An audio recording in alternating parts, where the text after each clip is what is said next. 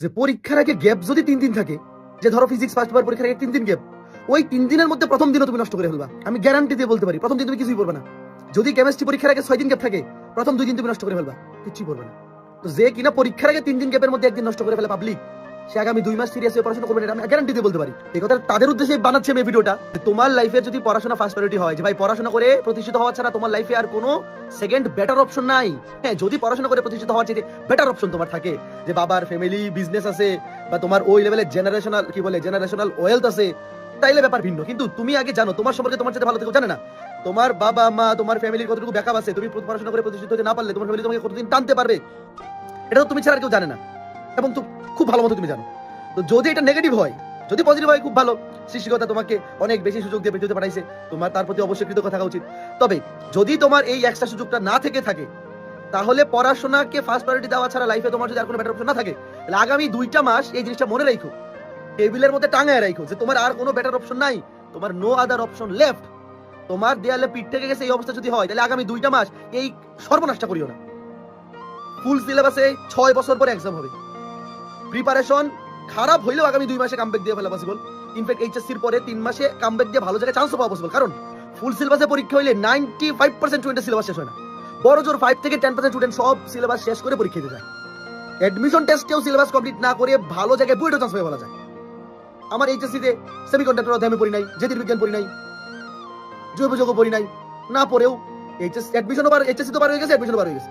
হ্যাঁ, হয়তো বা জৈব যৌগ বা ওইগুলো ভালো মতো পড়লে বাকিগুলো এই অ্যাডমিশনে কভার করে ফেলছিলাম, কিন্তু জৈব যৌগটা কভার করতে পারি না। হ্যাঁ, এটা ট্রু যে জৈব যৌগ কভার করতে পারলে আমার বুয়েটের পজিশন 100 এর মধ্যে আসতো, কভার করতে পারি নাই, আসে নাই, কিন্তু তাও তো একটা ভালো পজিশনে চলে আসতে পারছি। তো ফুল সিলেবাসে কিন্তু এইচএসসি এবং অ্যাডমিশনে সকল কিছু না পড়া থাকলেও ভালো করা পসিবল। তবে চেষ্টা থাকবে যত বেশি কভার করা যায়। এটা কেন বলতেছি, কারণ এই 2টা মাসে তুমি যদি ফুল এফিসিয়েন্সি এনশিওর করো, অনেক কিছু আউলে দেওয়া পসিবল। তুমি যদি চিন্তা করে দেখো, যে পরীক্ষার আগে ধরো তোমার কলেজে তুমি অনেক পরীক্ষা দিছো, টেস্ট পরীক্ষা দিছো, প্রি-টেস্ট পরীক্ষা দিছো, ইয়ার পরীক্ষা দিছো, পরীক্ষার আগে পরীক্ষার জাস্ট আগের দিন তুমি যে পড়াশোনাটা করো, এটা যদি টানা 3 দিন করতা, পরীক্ষার আগে ধরো 3 দিন গ্যাপ ছিল, তুমি প্রথম দিন নষ্ট করে ফেলছো, পরের দিন সারাদিন কিছু পড়া নাই, বিকাল সন্ধ্যা থেকে পড়াশোনা শুরু করছো, পড়ছো আসলে 1.5 দিন। ওই 3 দিনের মধ্যে 1.5 দিন তুমি যে পড়াশোনাটা করছো, ওইটা যদি পরীক্ষার গ্যাপের আগেও 3 দিন চান প্রাণ দিয়ে পড়তা, তাও তুমি অনেকটা ইমপ্রুভ করে ফেলতে পারতা। দেখা যেত নাম্বারকে তুমি 50 কে 60 বানিয়ে ফেলতে পারতা, 60 কে 70, 70 কে 80। সেটা 3 দিনে পসিবল, এখনো 2 মাস হাতে আছে। 2 মাস হাতে আছে মানে প্রতি সাবজেক্টে এখনো 7 দিন করে আছে। ধরো 7টা সাবজেক্ট, 7 8 56, 8 দিন করে এখন প্রতি সাবজেক্টে আছে, এবং পরীক্ষার আগে তো আরো 2 দিন করে গ্যাপ আছে, মানে প্রতি সাবজেক্টে 10 দিন, মানে প্রতি পেপারে 5 দিন করে আছে। যদি পুরা 5 দিন ফুল কাজে লাগাইতে পারো, অনেক কিছু এদিক সেদিক করে ফেলা পসিবল। অনেক কিছু বলতে কি 70 কে 80 করে ফেলা সম্ভব। 70 মানে জিপিএ 4 কে জিপিএ 5 করে ফেলা পসিবল, বুঝতেছো? তো ভাই, যার লাইফে সেকেন্ড বেটার অপশন নাই পড়াশোনা করার চাইতে, যদি তোমার এটার চাইতে ভালো বেটার অপশন থাকে, তাহলে তুমি যা খুশি তা করো। কিন্তু না থাকলে এই জিনিসটা খেয়াল রাখো, তোমরা এত সময় নষ্ট করো, তোমরা না, আমিও যখন বুয়েটে টান ফাইনাল দিতাম, তোমরা ইন্টার লাইফে পড়াশোনা কম করছো, আমি বুয়েট লাইফে পড়াশোনা কম করছি। যে তার দিন গিয়ে প্রথম 2 দিন কিচ্ছু পড়ি নাই, পরের 2 দিন একেবারে পাশে আগুন লাগছে, পরে আউলাই দিছি। আর পরীক্ষার আগের দিন খালি আগামী গত 2 দিনও যদি পড়তাম, হাই রে, এই 2 দিনে যা পড়ছি, প্রথম 2 দিনে যদি 4 দিন গ্যাপ ছিল পরীক্ষার আগে, প্রথম 2 দিনে যদি পড়তাম, তাহলে তো কাজটা হয়ে যেত। লাস্টে গিয়া 3.5 মানে হচ্ছে যেটা তোমাদের 4, এটা হচ্ছে বুয়েটের 3.5 মানে 70, মানে 70%। 2 দিন পরে 70% উঠে পড়ছে, তখন আফসোস করতাম, আর 2 দিন যদি পড়তাম 80% হয়ে যেত।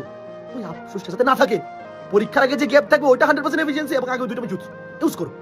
তুমি যে কি পরিমাণ সময় নষ্ট করো এটা তুমি জানো, ভালো মতো জানো কি পরিমাণ সময় তুমি নষ্ট করো।